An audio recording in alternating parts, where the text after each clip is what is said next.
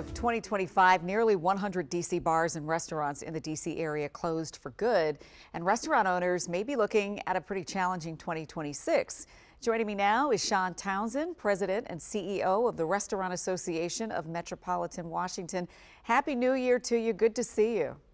Happy New Year. Thanks for having me as always. Yeah, let's hope this is a better year for restaurants. I guess the first question is, what are the main factors that are driving the closures? I mean, obviously we saw what happened to our federal government and all the jobs that were lost, but I'm wondering, is what happened last year tied more to the economic trends or the local policy decisions?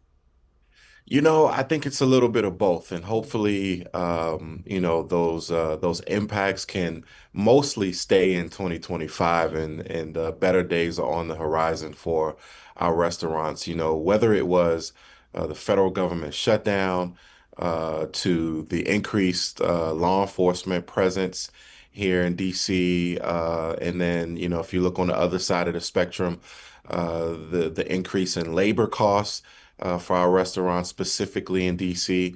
It's just been a number of variables that have impacted our industry over the past 12 months. And like you said in your introduction, we've seen a record number of closures. We've also seen a record number of openings as well.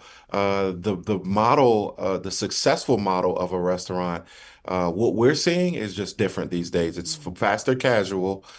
So your full service dining restaurants where, you'd see a family of four eating, those are becoming extinct.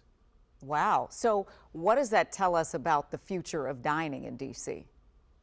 That tells us that, I think there's going to be some sort of a new normal where the restaurants are faster casual, there's less labor involved, and fine dining continues to expand. And we see folks that are still enjoying going to fine dining restaurants. And, if you're going to a restaurant to pay for a steak or a lobster, you're not too concerned about the price tag. However, if you are like majority of our residents here in the district and in our region, you're watching your wallet these days, and ensuring that you're not spending too much when you're going out to eat, or you could be eating out less. And both of those statements have an impact on our industry, and we've seen that with the amount of closures and the amount of openings, because there's a different type of openings that's happening.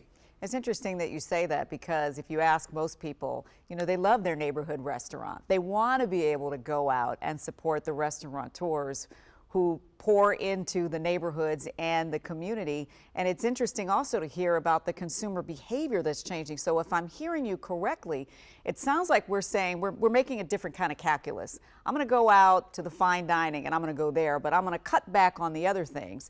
That has to be something that all of these restaurateurs are thinking about in 2026 as they try to figure out how to be sustainable.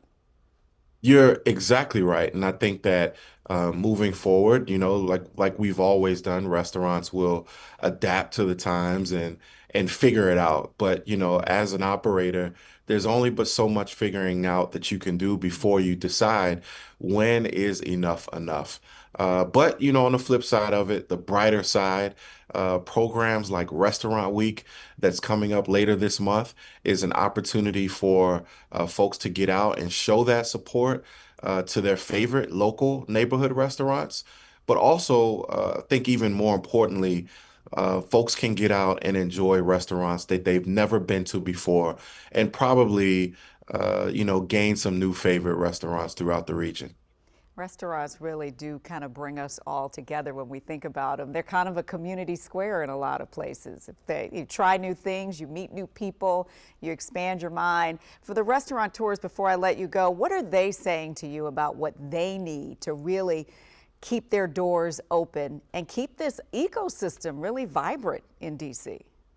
Aside from folks like you and I spending lots of time in restaurants, which I'm sure you do as well, we need our elected officials to ensure that our policies are aligned with the economic realities of today, not 10, 15 years from now, but taking a look at our restaurants, our small business community, the business community in general, Our policies need to be in line with what's happening in the real world. And if we continue to allow policies to have this type of impact, we will continue to see these closures, not just in restaurants, but in the retail space overall in DC.